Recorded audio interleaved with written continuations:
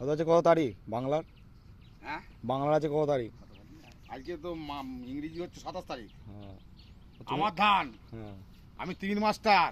হ্যাঁ 29শে মার্চ ধান কল করে শুকনো বুনে জল দিয়ে গাছ হয়ে যায়।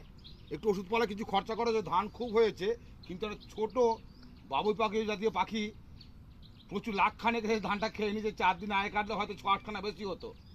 কাটা 35 জমি, ধান কাটা মেশিনওয়ালা বলেছিল 18-20খানা হবে, কিন্তু মনে হয় কাটলে বোধহয় খান 10-12 হবে। এরকম একটা পজিশন চলছে। এই যে জমি দাদুর। হ্যাঁ,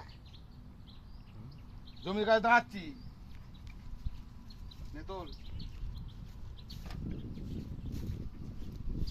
ওদের কি ধান চাষ করেছে এখন? এই যে ধানটা কাটতে আসি, এটা কি ধান? এটা মিনিকিট ধান কল করে বুনেছিলাম, রোয়া নয়, হ্যাঁ কল করে বোনা। হ্যাঁ 29শে মার্চ বুনেছিলাম, ওই মুসলিমদের ঈদের আগের দিন 30শে মার্চ, আরে 1 এপ্রিল ঈদ গেছিল, 29শে মার্চ বোনা।